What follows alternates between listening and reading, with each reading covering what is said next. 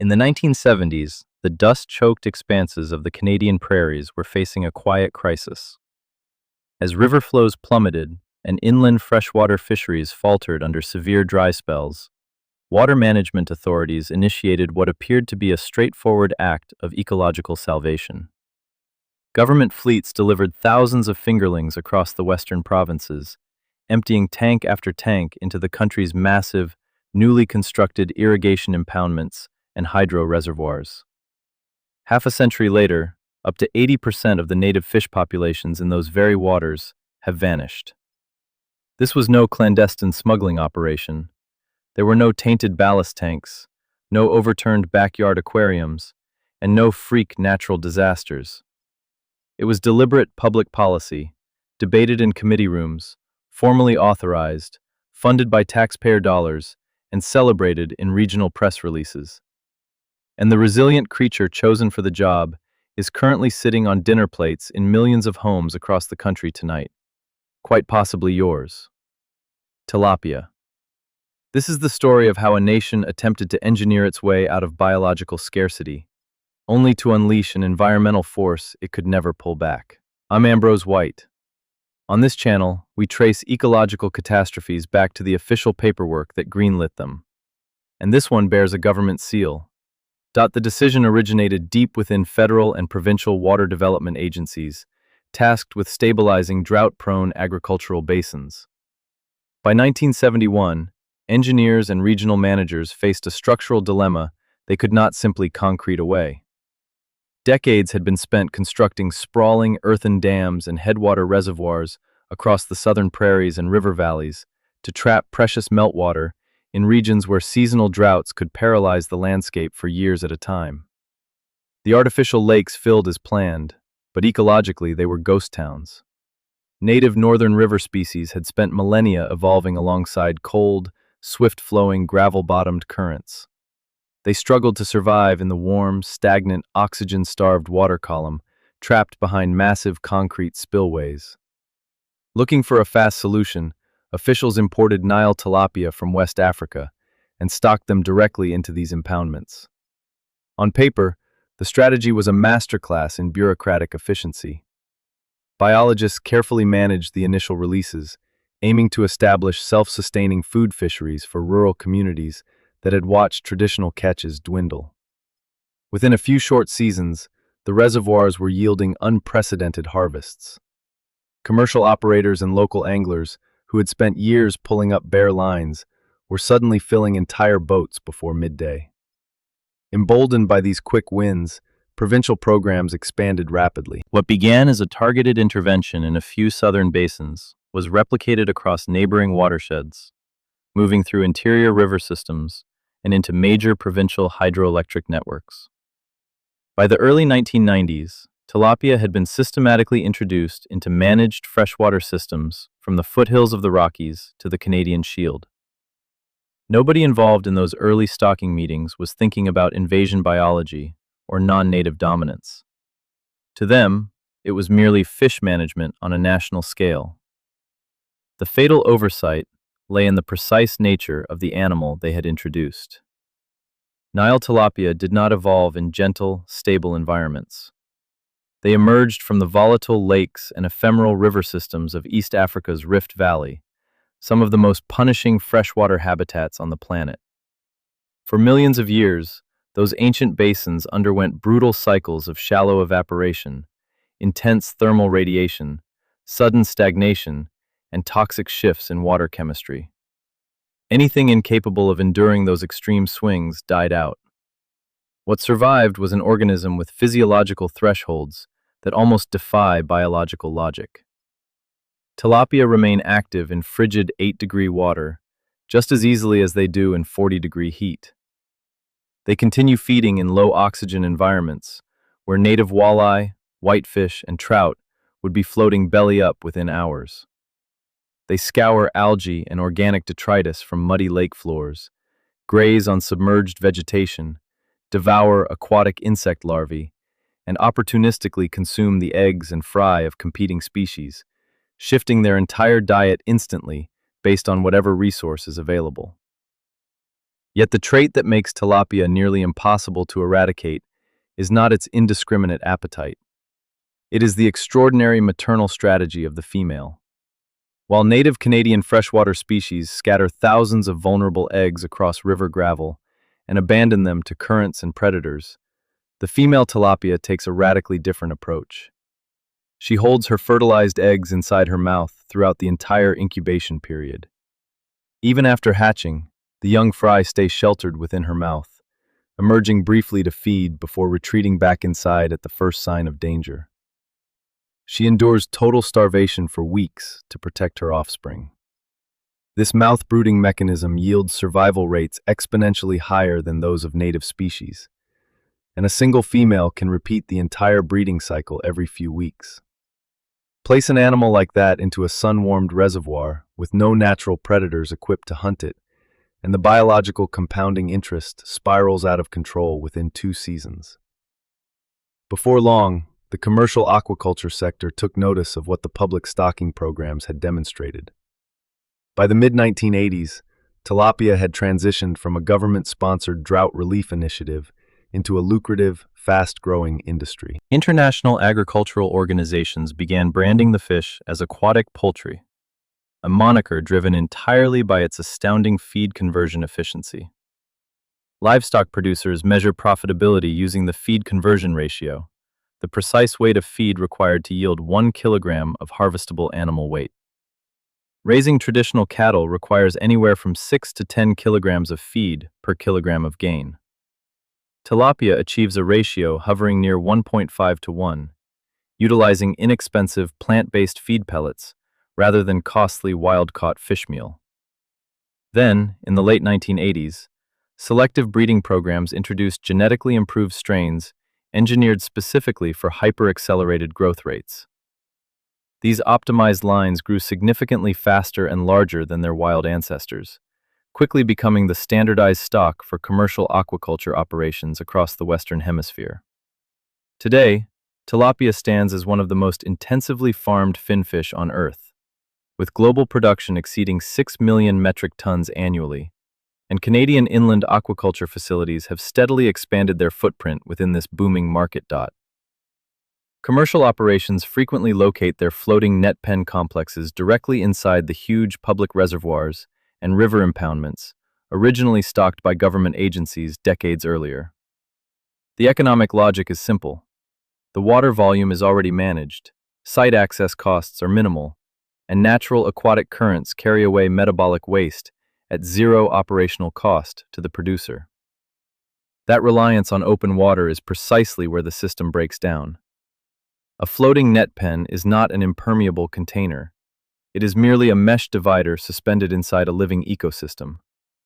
Nets tear during seasonal storms, mooring cables snap under ice pressure or heavy winter debris, and during spring runoff events, high waters overflow reservoir dams, sweeping captive populations directly downstream into pristine river basins that were never intended for stocking. Because these major watershed impoundments do not exist in isolation, often arranged as connected chains of hydroelectric and flood control dams along major river systems, an escaped population that takes root in one reservoir gains direct access to every downstream waterway in the watershed. Escape events from open net pen aquaculture are a statistical certainty, treated by the industry as a routine cost of doing business. Yet the cumulative ecological leakage over decades of operation has been staggering. Once tilapia establish a breeding population inside a wild river network, 3 destructive ecological pressures unfold simultaneously. The first is relentless grazing competition. Tilapia systematically work the bottom substrate, stripping away benthic algae and organic biofilms that native bottom feeders rely on. There is no sudden, dramatic mass die-off. Instead, native fish species grow thinner, spawn less successfully, and produce fewer surviving juveniles each season until their populations quietly stop replacing themselves. The second mechanism is physical habitat degradation. Breeding male tilapia aggressively excavate deep nesting pits across soft river bottoms, creating vast fields of subaquatic craters. This constant digging suspends fine sediments throughout the water column, choking out light, smothering rooted vegetation and destroying the precise gravel structures that native salmonids and cool water species require for spawning. The third pressure is direct predation. Tilapia routinely feed on the eggs and newly hatched fry of native fish, including the juvenile offspring of predatory species that might otherwise have kept their numbers in check. Beyond the direct biological impacts of the fish, a fourth threat stems from the aquaculture infrastructure itself. High-density net pen farms concentrate tens of thousands of fish in restricted areas, discharging huge volumes of metabolic waste and unconsumed feed directly into surrounding public waters. This concentrated influx of nitrogen and phosphorus acts as a powerful fertilizer, triggering massive seasonal algal blooms. When these dense blooms die off and decay, the microbial decomposition process consumes vast amounts of dissolved oxygen, creating expanding hypoxia zones where sensitive native species cannot survive. Tilapia, equipped with their extraordinary physiological resilience, simply endure these harsh conditions while native fish asphyxiate. Combine these factors, and you arrive at the stark reality documented in heavily impacted watersheds. Invasive tilapia come to dominate the total fish biomass, reducing native aquatic communities to fragile remnants of their historic populations. Take a moment to reflect on your own habits. When did you last order or buy a tilapia fillet? Feel free to drop your thoughts in the comments below, because there is a remarkably high chance that the fish on your plate originated from a commercial cage suspended in one of these very inland reservoir systems. This is not about placing personal blame on consumers. Market demand is simply the engine that keeps those net pens floating. Yet for most of its history, this ecological crisis remained confined to freshwater environments because of a fundamental physiological barrier: osmoregulation. A standard freshwater fish maintains a higher internal salt concentration than the surrounding environment and must continuously pump excess water out of its body cells. A saltwater species faces the exact opposite challenge, constantly fighting dehydration in an ocean environment.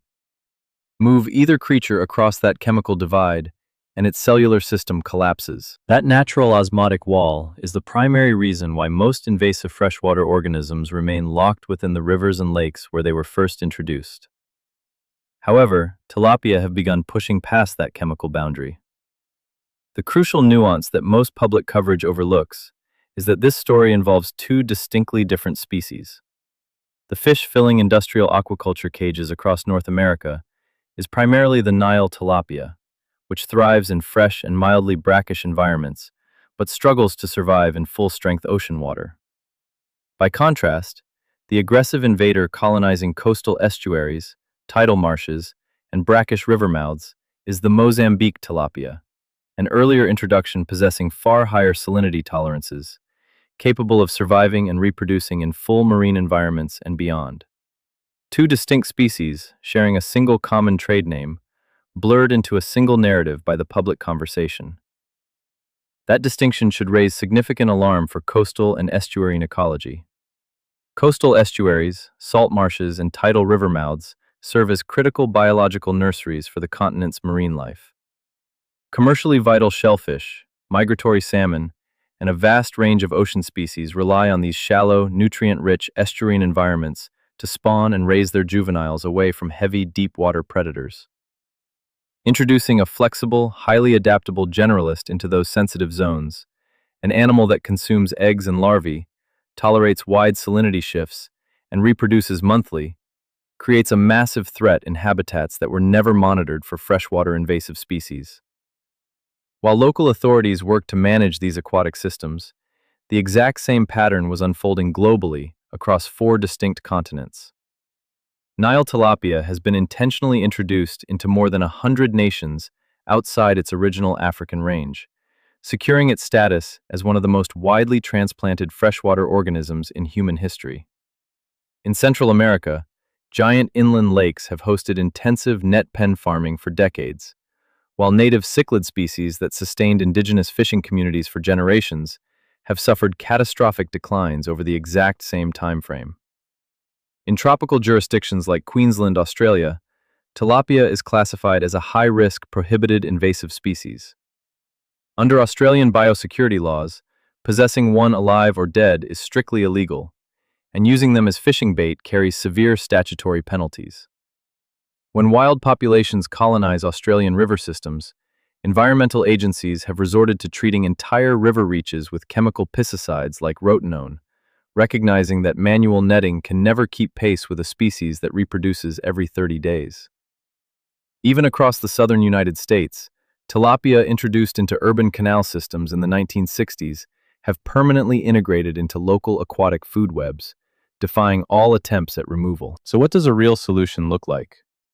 Complete eradication is effectively impossible. No environmental agency has ever successfully removed tilapia from a major river system once established, and the societal arguments against trying are powerful. This fish provides a crucial source of affordable animal protein to millions of households, and it does so with a significantly lower land, water, and carbon footprint than traditional terrestrial livestock like beef or pork. The fish didn't invade on its own initiative. Every single release in this story was signed off by a public official managing a government budget. Today, two primary paths forward offer genuine promise. The first involves biological containment, reproducing farmed tilapia that are completely incapable of breeding in the wild. Commercial hatcheries are increasingly producing all-male stocks using specialized breeding techniques, while triploid induction, a process that equips the fish with 3 sets of chromosomes to render them completely sterile, is already standard practice in other commercial fisheries. If a sterile fish escapes an aquaculture facility, it lives out its natural lifespan without ever leaving behind a wild-born generation. The second path requires moving the entire industry out of open natural waters altogether. Modern land-based recirculating aquaculture systems and closed-loop biofloc technology raise fish inside fully enclosed land-based facilities, filtering and recycling over 90% of their water while processing organic waste on site. Nothing can escape from a tank inside a secure building, and zero untreated effluent leaks into surrounding watersheds. The catch, however, comes down to economics. Land-based closed systems require far higher capital investment than floating a mesh cage inside a public reservoir constructed at taxpayer expense. The open net pen remains profitable precisely because the external environmental costs of waste and escapes are transferred onto public rivers rather than the corporate balance sheet. Which brings us to the core dilemma worth debating in the comments below. Decades ago, resource managers made a decision intended to build economic security and relieve hardship across drought-vulnerable regions. Half a century later, the ecological invoice has arrived in a currency that was never factored into the original plan. Should we enforce strict biosecurity mandates on an industry supplying affordable food, driving up retail prices for everyday consumers? Or do we accept the degradation of our natural river systems as the hidden price of a cheap fillet? The answer is far from obvious, and the trade-offs look very different in a prairie farm town than they do in a suburban grocery aisle. I'm Ambrose White. If you want to explore more stories where environmental disruption leaves a clear paper trail, hit subscribe. There are plenty more cases to examine on this channel.